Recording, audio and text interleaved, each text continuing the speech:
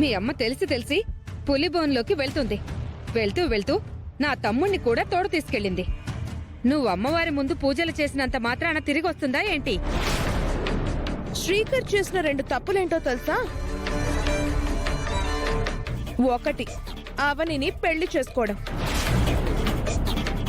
2, DNA report నిజమని నమ్మి మళ్ళీ వీళ్ళిద్దరిని దగ్గరికి తీసుకోవడం. మోసపోకురా, నీ బ్రతుకు నువ్వు బ్రతకరా అని దేవుడు మంచి అవకాశం ఇచ్చాడు. మేము కూడా హెచ్చరించాము. మంచి అవకాశం వదులుకున్నాడు. నువ్వు మీ అమ్మా నాన్నలతో కలిసిపోయినందుకు ఆనందంగా ఉన్నావేమో. నీ ఆనందం ఈ రోజుతో ఆవిరైపోతుంది. మీ అమ్మ నువ్వు మమ్మల్ని ఎంతలా బాధ పెట్టారే బాబు. అందుకు తగ్గ శిక్షను మీరు అనుభవించే తీరతారు. ముక్కు పుడక నాకు దక్కకుండా మీ అమ్మ మొదటి నుంచి నా కడ్డు పడుతూనే ఉంది. చివరికి ఈ రోజు ఆ ముక్కు పుడక కోసమే బలి కాబోతుంది. నన్ను ఇబ్బంది పెట్టిన వాళ్ళని ఆ అమ్మవారు శిక్షించకుండా ఉంటుందా ఏంటి? మీరు సర్వనాశనం అయిపోవాలి. మా కుటుంబం నుంచి, నా తమ్ముడు జీవితంలో నుంచి బయటికి పోవాలి. వసంత,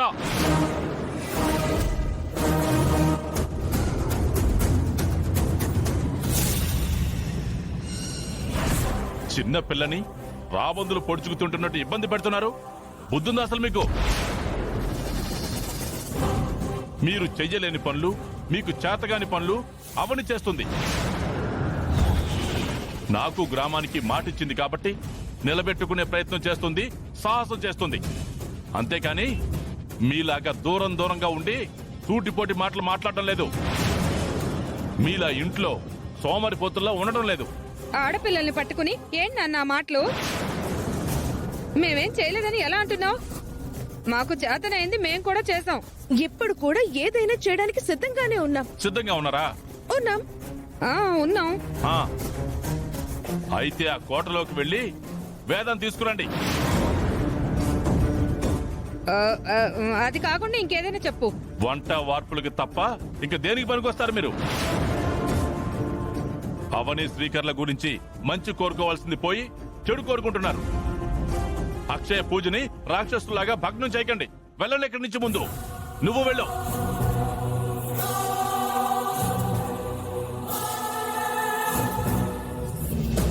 యజ్ఞయాగాలను ఆపాలని, ఆటంకాలు కల్పించాలని ప్రయత్నం చేయడం దుష్టులకు అలవాటే కదా తాతయ్య. నేనైనా కుటుంబం కోసం ఏదో ఒకటి చేయడం జరిగింది. నీ వల్ల అసలు ఏం ఒరిగిందిరా?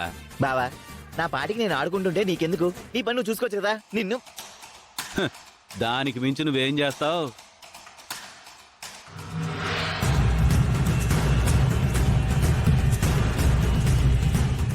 ఎండలో ఎండబెట్టిన మామిడికాయ బద్దల్లాగా మొహాలలా మాడిపోయాయేంటి?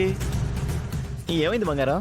మనవరాలు పూజ చేసుకుంటూ ఉంటే మేమేదో 4 మాటలు అన్నామని మీ నాన్న ఫుల్ క్లాస్ తీసుకున్నాడు. మీకు అప్పుడప్పుడు పడుతుండాలి, లేదంటే మీరు మాట వినరు. బావా, నువ్వు ఇందాక అడిగిన ప్రశ్నకు ఇప్పుడు సమాధానం చెప్తాను, విను. అవని ఏ తలం చెవైతే తీసుకొని వెళ్ళిపోయిందో దాని డూప్లికేట్ తలం నా దగ్గర ఉంది. అవునా? ఎస్. నీకు ధైర్యం ఉంటే నాతోరా. ఇద్దరం కోటలోకి వెళ్ళి అమ్మను ముక్కు పొడకని సాధించుకుని వద్దాం. మన వలన సంపాదన ఎటూ లేదు, ఇంటికి మంచి పేరైనా వస్తుంది. జీవితంలో మొట్టమొదటిసారి గొప్ప మాట అన్నావు.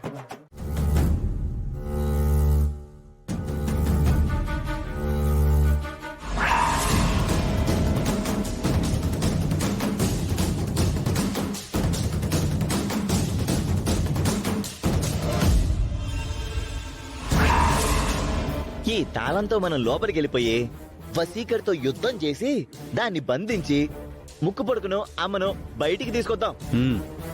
ఇండియన్ సినిమాలో ఇంతవరకు ఏ మల్టీ స్టారర్ సినిమాకి రానంత ఎలివేషన్ మనకొస్తుంది బావా. జటా నా చావు నన్ను సమీపిస్తుందని చెప్పింది. అది అసంభవం అని అనుకోవడానికి లేదు. ఎందుకంటే నన్ను అంతం చెయ్యడానికి అవని ఎటువంటి ప్రణాళికలను సిద్ధం చేసుకుంటుందో నాకు తెలీదు. చిలుక ఉంగరం చేరవేసిందా, చేరవేయలేకపోయిందా? చేరుంటే ఈ పాటికి నా వాళ్ళు నన్ను వెతుక్కుంటూ రావాలి కదా. అవనైతే ఏదో ఒక ప్రయత్నం చేసి నన్ను ఖచ్చితంగా బయటికి తీసుకువెళ్తుంది. బావా, చెప్పేది జాగ్రత్తగా విను. నువ్వు ఈ తాళం తీసుకుని వెనక వైపు నుంచి కోటలోకి మెల్లగా ప్రవేశించు. నేను కోట ముందే ఉండి వశీకరణను డిస్టర్బ్ చేస్తుంటాను, డైవర్ట్ చేస్తుంటాను. ఈలోపు అత్తయ్య ఏ రూంలో ఉందో కనిపెట్టి అత్తయ్యని తీసుకుని బయటికి రా. వశీకర సంగతి తర్వాత నేను చూసుకుంటాను. సరే అవని, నువ్వు చెప్పినట్టే చేస్తాను. చూడవని, ఈలోపు నువ్వు తొందరపడి లోపలికి వెళ్ళకు. అనవసరమైన రిస్క్ తీసుకోకు. నేనొచ్చే వరకు బయటే ఉండాలి నువ్వు, సరేనా? తీసుకో. జాగ్రత్త.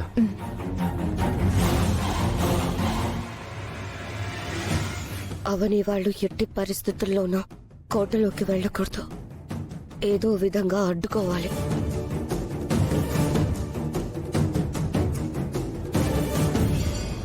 ఇంచుమించుగా శవాల కోట దరిదాపులకు చేరుకున్నాం బావా. మనం మెయిన్ ద్వారం నుంచి కాకుండా మరో ద్వారం నుంచి వెళ్ళాలి. జీవితంలో నిన్నెప్పుడూ నమ్మకూడదనుకున్నాను. అలాంటిది నీ మీద భారం వేసి వస్తున్నాను. ఏం జరుగుతుందో ఏంటో. బావా, అన్నిటికీ నీకు భయమే. ఏం మాట్లాడుకున్నారా?